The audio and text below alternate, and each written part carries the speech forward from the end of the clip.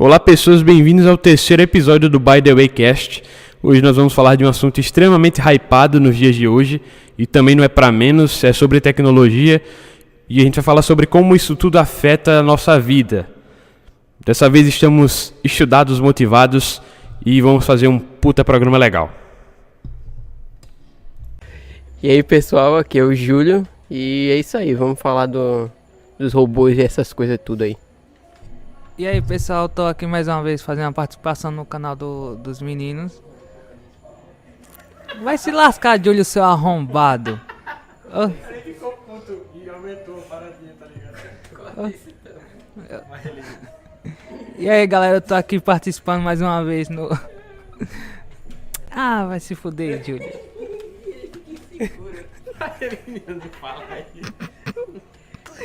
Pausa essa porcaria aí, vai. Pronto. E aí pessoal, tô aqui mais uma vez participando do canal dos meninos. E vamos lá iniciar nosso podcast. Rapaz, depois desse show de horrores aqui nos bastidores do programa, vamos passar aqui para as wearable things, que são coisas usáveis. Wearable em inglês quer dizer usável. E são essas coisas tipo smartwatch, smartband, a jaqueta de Rust, que você consegue pegar o cordãozinho do capuz e usar como fone de ouvido e até a prova d'água. Óculos de realidade virtual são essas coisas que você veste, que você usa e que não necessariamente elas são tipo um computador ou um smartphone que você tem que ou sentar para mexer no computador ou, sei lá, usar um telefone do jeito que ele tem que ser usado. Não sei se está dando para entender, são coisas mais casuais que você consegue vestir. Essas coisas são muito boas por causa da portabilidade. Dá para você acessar e-mails através de smartwatch, dá para tu ouvir músicas. Através da Smart Band tu consegue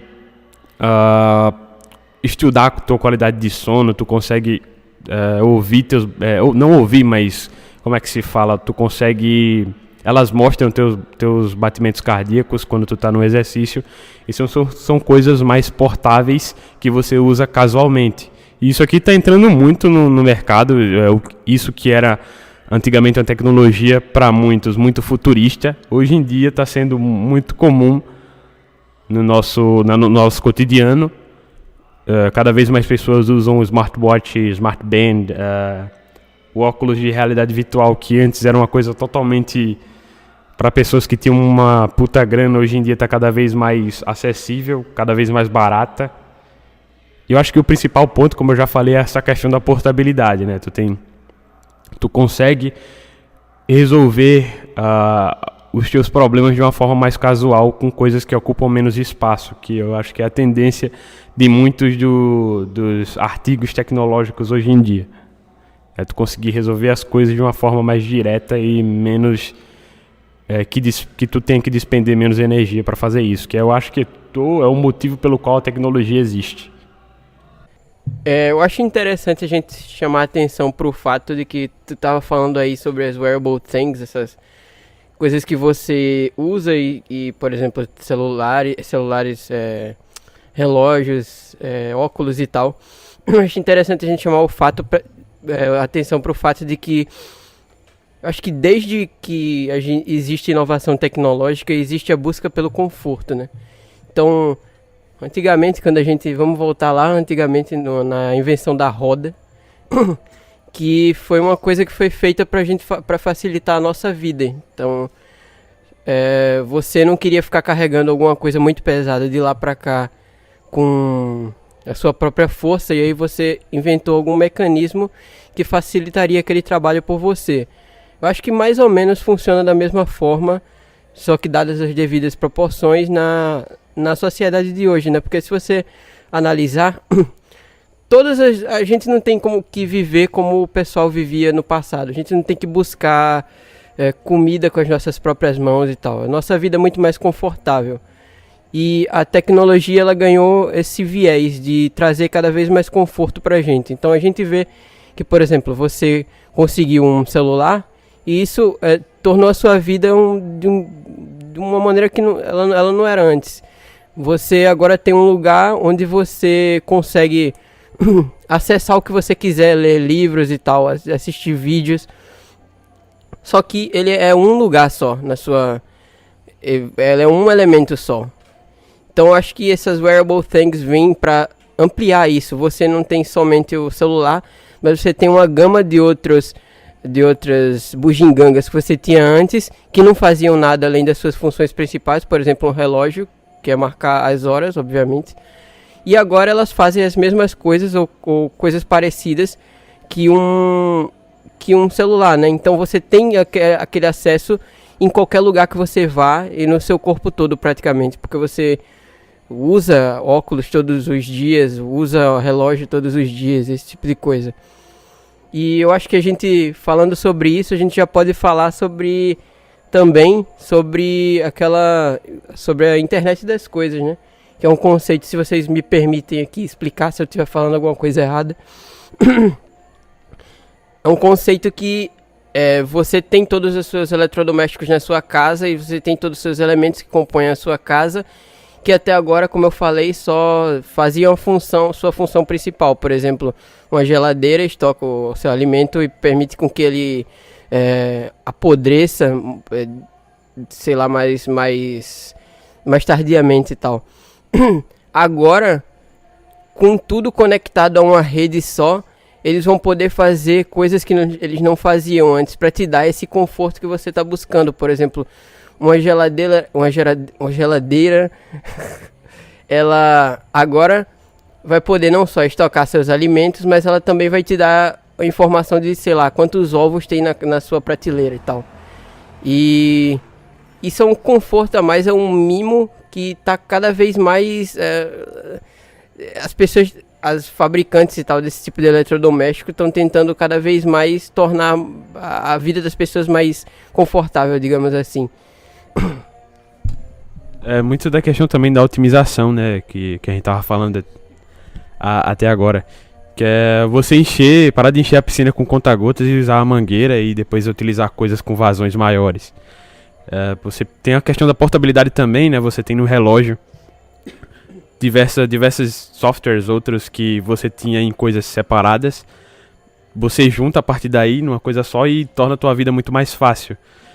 E é muito legal ver isso, que a gente tá chegando num ponto em que simples coisas, se já não fosse o suficiente um celular que faz tudo, porque basicamente eu tenho um celular que é computador, que te desperta, que marca as horas também.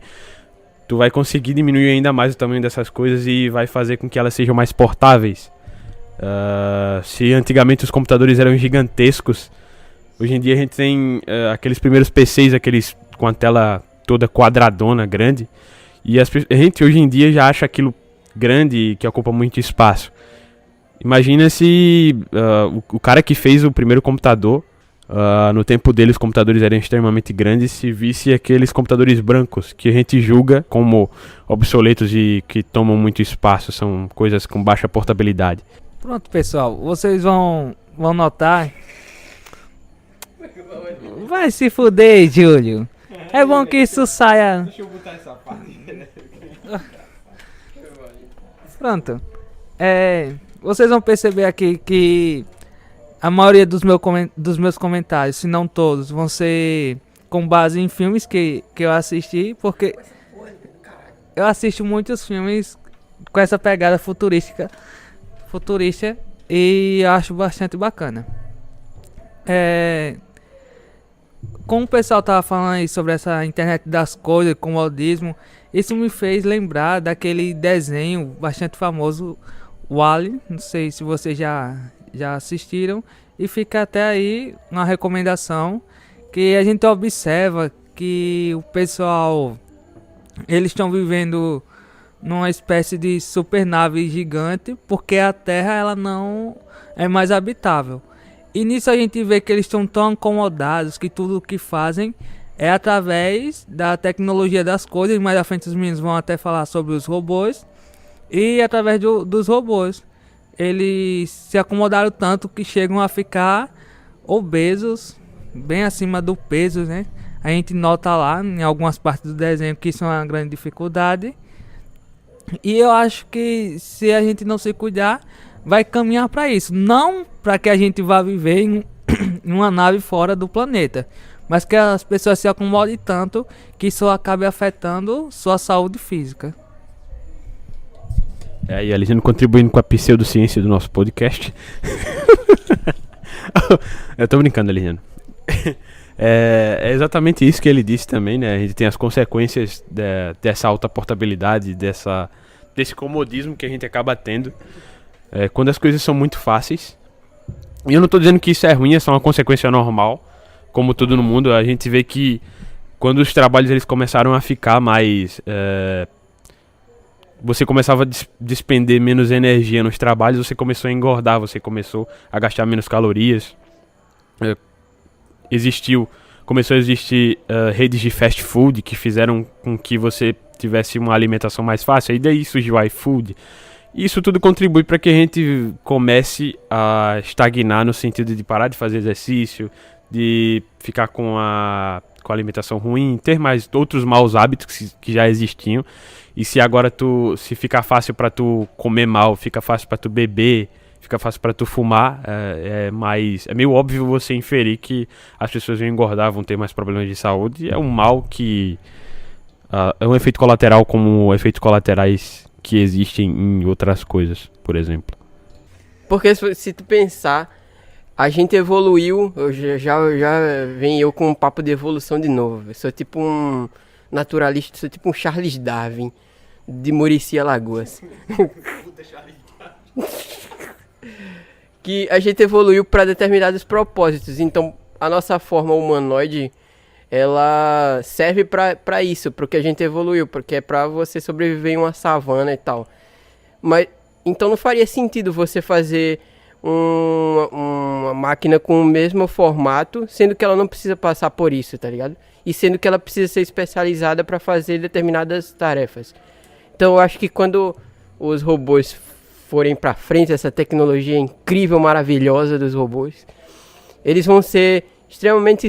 o formato deles, como já está acontecendo, eles vão ser extremamente específicos. Então, por exemplo, um robô cirurgião, como eu estava falando em off, ele vai ser talvez 2 braços, ou quantos braços necessitar, não precisa ser 2, pinçados, que já existe.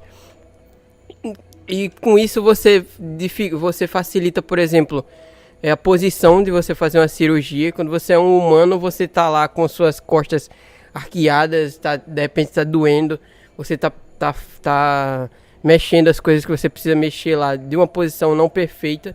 Mas quando você é robô, o nego pode te instalar em qualquer lugar e você faz as coisas da melhor maneira possível. Então eu acho que os robôs por exemplo, do filmezinho lá do Will Smith, que é baseado num livro muito foda do Isaac Asimov, a gente pode falar aqui depois, quando a gente estiver falando mais de cultura pop e tal. Eu acho que robôs como aqueles nunca vão existir fora do propósito de mostrar para os humanos como os próprios humanos são fodas, entendeu? Porque não faz sentido. E aí eu acho que cada vez mais a gente vai caminhar para ter robôs diferentes, mas com formatos diferentes também do ser humano. E isso é uma coisa, muito foda. E essa parte né, pra quem não sabe, o conceito de robô, a palavra robô em tcheco, se eu não me engano, significa escravo. E eles surgiram meio que pra isso. Eram pessoas, eles surgiram acho que em Pérsia, alguma coisa assim. Eram pessoas máquinas, a princípio de madeira, que estavam lá pra servir aos propósitos humanos e tal. Tem também uma coisa que vale a pena comentar, só pegando um gancho no que o próprio Júlio falou, que essa ideia de que os robôs vão virar assassinos e vão nos escravizar, etc. Isso depois de passar por um processo onde eles vão querer direitos, eles vão lutar pelos direitos deles e tal, mas existe uma coisa que as pessoas deixam de considerar, que é a questão da consciência, que é o que nos faz ter direitos hoje em dia, né? Por que com a pedra não tem direito de nada? Porque a pedra não consegue ser consciente, ela não consegue elaborar proposições, etc. E não tem como você dizer que a gente fazendo robôs, utilizando a tecnologia como na forma de algoritmos, na parte de software, para fazer com que um robô ele desenvolva certa ação, não tem como você dizendo que a partir disso vai surgir consciência. Então é muito difícil você dizer que a gente vai criar robôs e depois eles vão criar consciência e se vingar da gente. Não, porra. Por isso que o teu computador não tem consciência, não tem como... É um processo muito diferente, a mente de um robô da mente de um humano. Só tu pegar assim, pega uma calculadora e uma pessoa. Pega a calculadora e bota assim, 2 vezes 2. A calculadora vai através de algoritmos definir que ali 2 vezes 2 é 4, né? Através de uma operação você tem um sistema que tem um conjunto de informações e a partir desse conjunto de informações, num determinado contexto, você vai ver que ali é 4. Só que um cérebro humano é totalmente diferente, porque a gente tem a nossa capacidade consciente de perceber o mundo à nossa volta e também a nossa capacidade de fazer esses cálculos, mas os processos são totalmente diferentes. Não tem como você separar, por exemplo, agora eu vou calcular, eu vou me livrar da minha consciência humana, de ser pensante, eu não vou mais participar dessa classe ontológica, eu vou pensar que nem um robô. Classe ontológica, para quem não sabe, são as classes às quais os indivíduos pertencem, as coisas pertencem. Então, a sua consciência como ser humano, que tem direitos, que tem consciência de si mesmo, que pode fazer proposições e tem liberdade para isso, ela não vai se distanciar, ela não vai ficar, ela vai sempre estar misturada com a tua habilidade de fazer cálculos e vai ser totalmente diferente de uma computação. Por isso que não dá para você dizer que a partir da tecnologia a gente vai entrar no caos e as máquinas vão nos governar. Eu também não quero ser o dono da verdade aqui, esse é só um pensamento que eu tenho, porque criou-se uma hegemonia nesses caras que quando você começava a falar de tecnologia, os caras vinham, mas não sei o que, não pode criar robô porque senão os robôs vão comer os nossos cus e a gente vai ficar fudido. E o que eu digo aqui é que não, cara, o robô é escravo e não tem nada demais nisso. Eu não sei como é que em 2019 nego acha que é errado você dizer isso, porque o seu carro é seu escravo, o seu cortador de grama é seu escravo, o seu liquidificador é seu escravo, e essas coisas são máquinas. E o robô é a mesma coisa, ele não tem consciência. Pronto, só que meio que contrapondo o que o Júlio falou sobre essa questão de que sobre essa questão dos robôs eles serem para casos específicos. Então, haverão esses robôs para casos específicos, sim, com certeza, como já existem, mas a questão deles serem realmente escravizados, como a gente estava falando, é que isso vai estar tão acessível a gente que vai acabar ocorrendo realmente isso, da gente ter robôs fazendo atividades domésticas.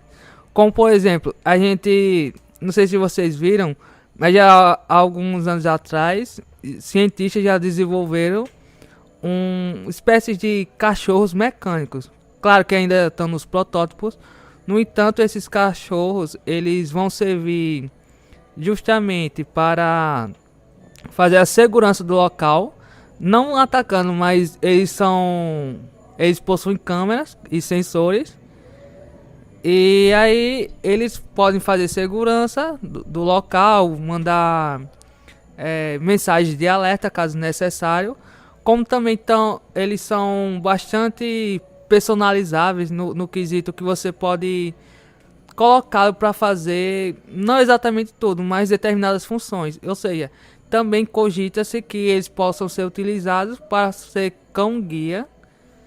E eu acho que é isso. Eles podem sim, talvez no futuro bem recente, vai acontecer isso mesmo, como a gente viu naquele filme feito pelo Will Smith, no qual ele protagonizou, e que a gente vai ter robôs bem próximos fazendo nossas atividades, justamente por essa questão da facilidade. É isso aí. Agora, senhor Júlio, você tem direito a uma tréplica de... Aí que tá, Hernando. Você se refutou. Porque no momento em que você falou que o robô lá, eu dei uma pesquisada aqui, eu tava esquecido do nome da empresa que fez os robôs, é Boston Dynamics. No momento que você falou que ia existir um robô específico para guiar pessoas cegas, você provou o meu ponto de que os robôs vão ser feitos com formas específicas para trabalhos específicos. Então, por exemplo, do mesmo modo que eles estão fazendo robôs cachorros para talvez essa função, eles podem fazer robôs cubos, que é muito mais fácil de fazer e provavelmente farão, se se a tecnologia for para frente, porque é muito mais fácil de você fazer esse formato. Então, talvez não para movimentação, né? Então, talvez sejam cachorros mesmo. Então é isso aí, você provou meu ponto de que robôs específicos para ações específicas. Não faz sentido você fazer um robô humano, a não ser aqueles robôs que ficam dançando lá. Bom, mas eu não disse em nenhum momento que os robôs seriam humanos. Eu disse que eles seriam para desenvolvimento de atividades domésticas. Ou seja, não necessariamente você precisa ter um robô com formato de humano para que ele venha desempenhar essas atividades. Então você concordou comigo, porra. Não divergiu em nada. Não, claro que não. Você tá dizendo o quê? Que você acha que não vai haver esses robôs. Não vai mesmo não. E eu tô dizendo que possivelmente vai, justamente porque vai estar muito acessível a tecnologia, a esse tipo de robôs, certo? E como o Dimário tava falando, eu vou pegar aqui um ganchinho sobre a inteligência artificial. Te lascar, Júlio. Sim, sobre inteligência artificial.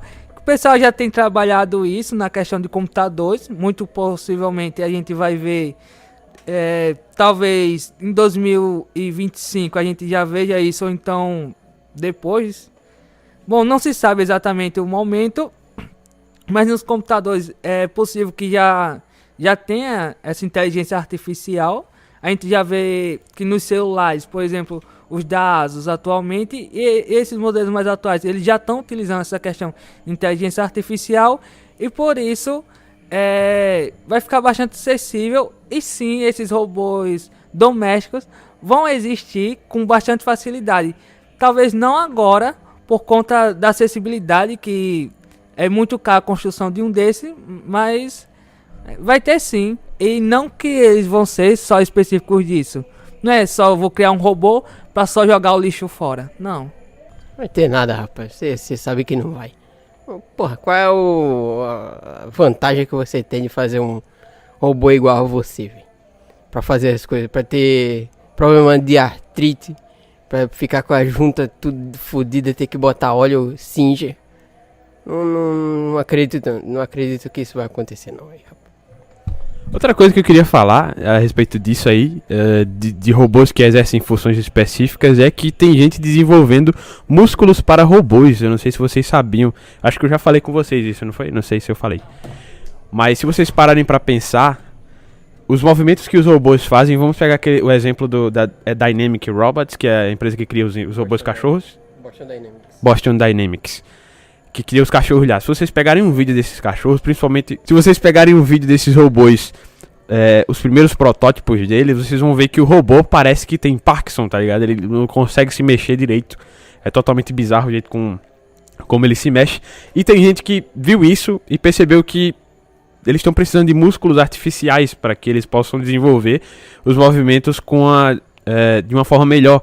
Então tem gente criando músculos, que permitem com que o robô ele desenvolva os movimentos mais precisos, que ele consiga fazer testes de força melhores. Os caras conseguiram através de programação, né? Eles colocaram uma programação específica e esses músculos, eles conseguiram ter uma precisão imensa.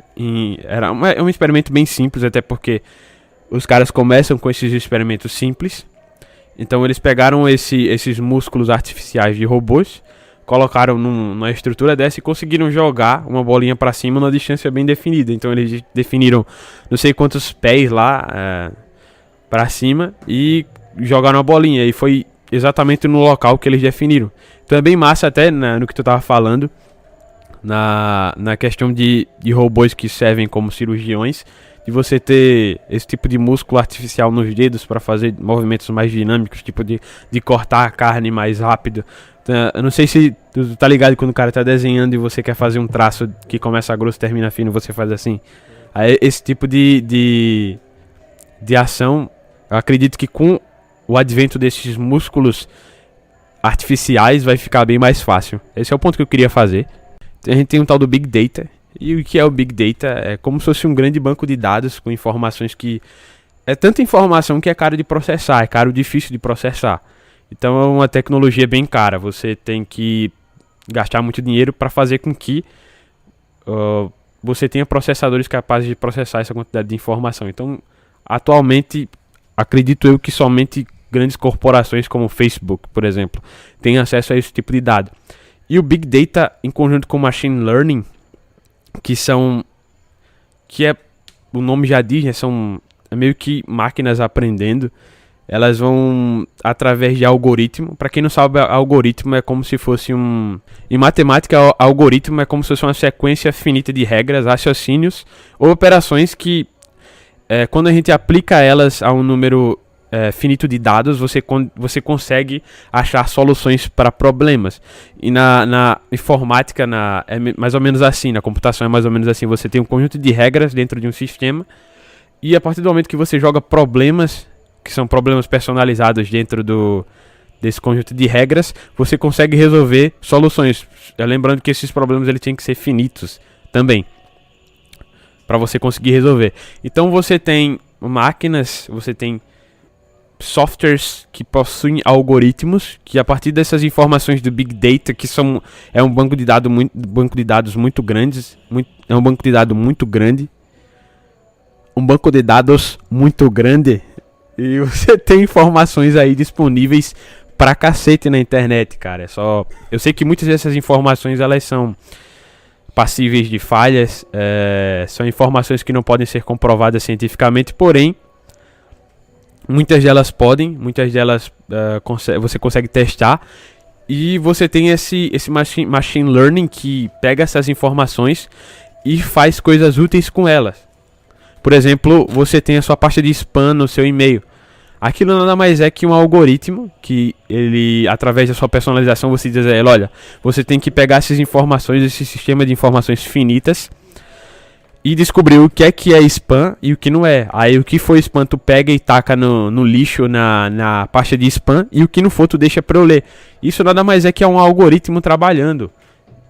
Machine Learning junto com Big Data. Por mais que isso seja caro, eu acredito que, como sempre, a tecnologia ela tende a baratear através dos anos. E outra coisa que a gente vai poder usar, né, no nosso dia a dia. E imagina a quantidade de coisas. O que é que vai ser uma pesquisa escolar com isso quando isso já tiver algo mais viral, isso já for algo mais viral. Outro exemplo de empresa que usa isso é o próprio Facebook, que você pode ver aqueles escândalos que aconteceram, né, do Mark Zuckerberg, que nome fudido, velho, filha da puta. No fórum, onde é que ele foi, velho? Eu não lembro. No congresso lá dos Estados Unidos, e começou a falar a respeito desses dados que ele tava pegando de forma ilegal e tal. E eles usam um algoritmo parecido, que vê o teu engajamento. Por exemplo, o Alexandre é um dos nossos amigos que gosta de tecnologia, dessas coisas, de aparelhos e tal.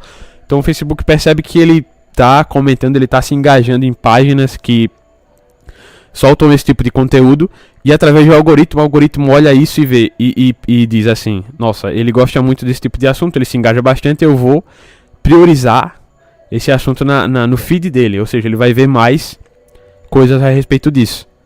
Baseado nisso, a gente podia falar um pouco sobre o novo sistema de câmeras da China. Eles estão desenvolvendo, para quem não sabe, eles estão desenvolvendo um sistema de pontos sociais, que são pontos que você ganha baseado nas coisas que você faz no seu dia a dia.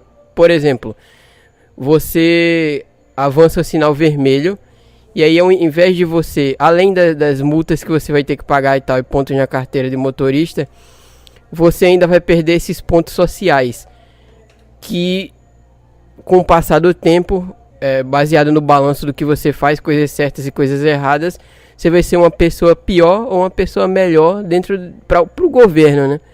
Então, eles vão usar, para isso eles vão usar um sistema de câmeras em que é impressionante. Eu vi alguns vídeos disso, e a câmera consegue identificar quem você é no meio de uma multidão, em milionésimos de segundo, assim. Você aparece e você já está codificado lá, perfilado. Então, a câmera te perfila e ela vê quem é você. E baseado nas coisas que você está fazendo, você perde ou ganha esses pontos. Só que aí abre... Não preciso nem dizer que isso abre margem para o governo querer perseguir você e fazer o que quiser com você, né? Então, por exemplo, da mesma forma que você perde pontos sociais avançando um sinal vermelho no trânsito, você talvez perca por falar mal de algum político que não queira que você fale, ou por fazer algum protesto, esse tipo de coisa. Então as pessoas estão falando disso. Os chineses, eles são um caso à parte, porque eles parecem estar totalmente alienados do resto da sociedade. Eles são a segunda maior economia do mundo, mas eles parecem não estar integrados a esse mundo, porque os caras lá são punks, velho. Eles fazem cada coisa que coíbe a liberdade individual das pessoas e tal, mas tipo, esse não é o ponto. O ponto é que existe esse tipo de tecnologia e que ela vai começar a ser usada em breve. Eles ainda estão, pelo que eu sei, em fase de teste e tal, estão calibrando a tecnologia de uma maneira melhor, mas acho que em breve aí, talvez daqui a, 3 anos, eles implementem isso na prática. E a gente vai ver como é que vai funcionar. Que é até aquela questão de crimes que você tem um debate em cima para saber se são crimes mesmo. E, por exemplo, se o governo pegar uma pessoa usando drogas e ele definir que aquilo é errado, e ele pega outra pessoa tomando cerveja e ele define que aquilo é certo, sendo que são drogas do mesmo jeito, elas alteram tua composição física do mesmo jeito. Então, tu não tem um debate a respeito do que é crime e o que não é. São pontos que você podia discutir mais e os caras arbitrariamente decidem que é errado, tu vai perder pontos, tu vai pertencer por conta disso a uma casta menos elevada da sociedade, porque tu tá perdendo pontos se tu tá fazendo coisas erradas. E isso é uma puta de um totalitarismo, né? Não que você não tenha que se surpreender com um totalitarismo na China, mas é só um ponto que eu queria fazer. O que lembra bastante o livro lá, 1984, que a gente também precisa fazer um programa sobre, mas que na mitologia, na ficção lá do livro, era quase a mesma coisa, né? Você tinha um sistema de câmeras que gravavam não só a sua imagem, mas os sons que você fazia, e eles ficavam te monitorando 24 horas por dia e tal, e falando sobre o que você estava fazendo de errado, que pro partido lá do grande irmão era, tudo. Você tinha que ou se comportar com um completo adepto às coisas que o governo fazia, ou você era exterminado lá, né? Era vaporizado, como eles dizem. Agora eu pelo menos vou me distanciar um pouco desses pontos mais voltados a liberdades individuais e Estado. Eu vou falar de uma coisa que vai ser extremamente influenciada pela Big Data e Machine Learning, que é a medicina.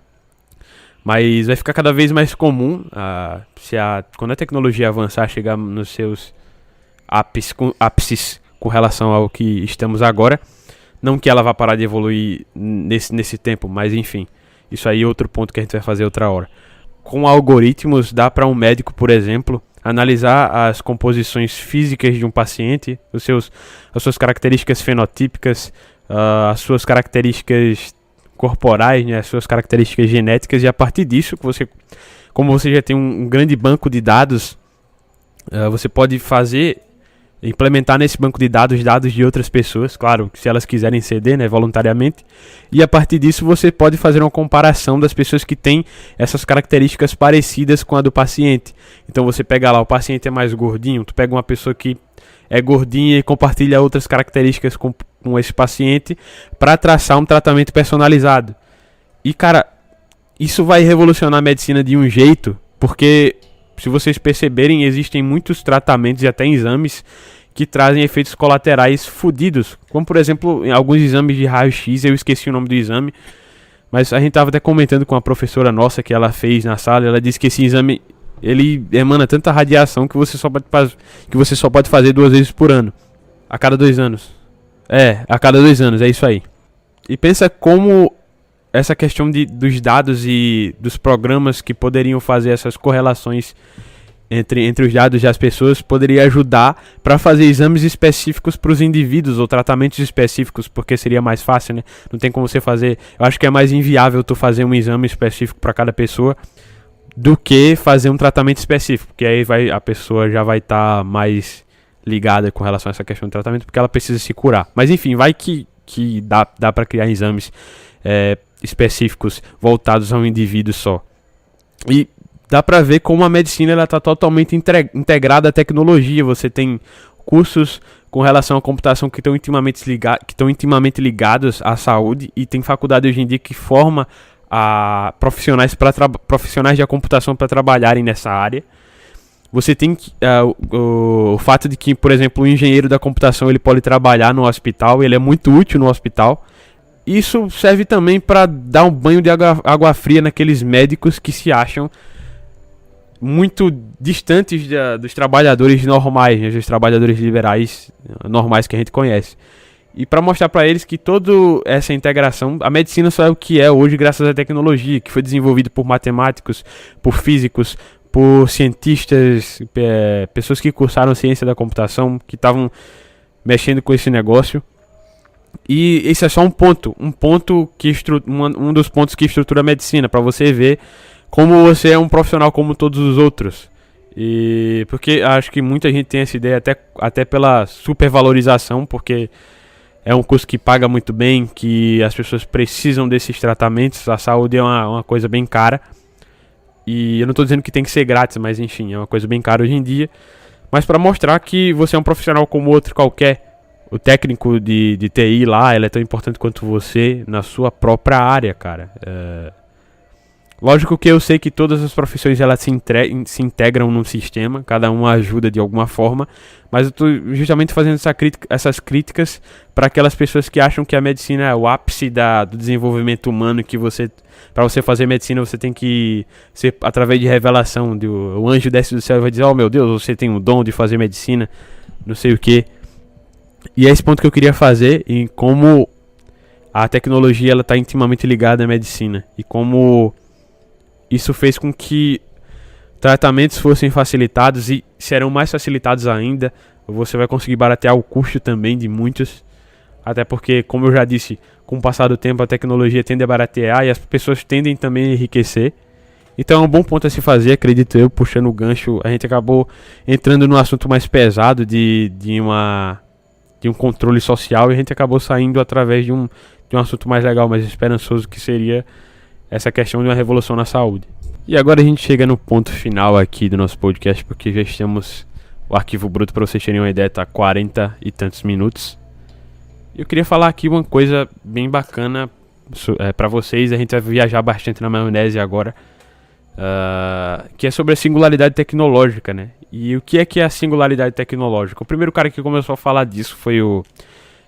Eu não sei, ele cunhou meio que esse termo. Não sei se cunhou, mas foi o primeiro cara de que se tem registro que começou a falar disso, que foi o alemão. Ele é um húngaro-americano. Eu falei alemão porque o nome dele é alemão. É John von Neumann. Eu espero que a pronúncia esteja correta. E esse cara ele é matemático, físico, ele fez ciência da computação. Ele era polímata também, o cara se interessava por diversas áreas. E... pasmem, eu pelo menos não sabia, mas da época esse cara foi o matemático mais importante da sua época. Como eu já disse, ele foi a primeira pessoa a utilizar esse termo, né? E a singularidade tecnológica, ela é como se fosse uma evolução da nossa tecnologia, da tecnologia como a gente tem atualmente, porque a gente conseguiria criar uma espécie de agente que evoluiria por ele mesmo. Um agente capaz de, independente das nossas modificações, se auto-melhorar. E cada geração melhoraria mais, até chegar num ponto que isso seria incomensurável, que a gente não conseguiria parar também, e que afetaria a nossa vida nos mais íntimos detalhes. A gente seria uma grande revolução. Tem outro cara também que ele trabalha nessa área de computação, né, que é o Vernor Vinge. Eu não sei nem se está certa a pronúncia, mas esse cara também trabalhava com matemática e computação. E ele era um daqueles caras que via essa coisa de singularidade tecnológica como uma coisa ruim. Eu não sei se ele via exatamente como uma coisa ruim, mas ele dizia que quando a gente chegasse nesse ponto de evolução, a era da humanidade, dos humanos na Terra, poderia acabar. E esse cara fez uma ficção a respeito disso, que ganhou um prêmio. E ele trabalhava bastante por essas vertentes aí. Ele não só era um escritor, como eu já disse, ele era um cientista, né? Ele trabalhava na área, era um professor. Existem muitas outras vertentes, muitos outros pontos que precisam de explicação dentro dessa teoria da singularidade tecnológica, mas que não dá pra gente falar só num episódio, especialmente porque esse episódio é para falar de tecnologia de maneira geral, mas eu adoraria fazer um episódio sobre isso no futuro, porque tem muitas coisas aqui que são mind blown totalmente, e seria muito legal fazer. Fora isso, eu espero que vocês tenham gostado do vídeo, foi um vídeo bem mais preparado, dessa vez a gente realmente estudou. Eu espero que vocês se inscrevam no canal, por favor. A gente escolheu começar esse canal numa época em que o YouTube ele maltrata muito o criador de conteúdo. E não se esqueçam de ativar esse sininho para que essa mediação entre criador de conteúdo e plateia e como é que se fala, e audiência seja feita de uma forma melhor. Espero que vocês compartilhem com seus amigos, divulguem muito para ver se a gente consegue chegar a pelo menos 50 inscritos, porque seria bem legal. A gente tá com 9 ainda e sei lá, tem canal que cresce muito mais rápido e fala de besteira. Se vocês puderem dar uma ajuda, seria muito bacana. Então é isso, fiquem bem, até a próxima, falou.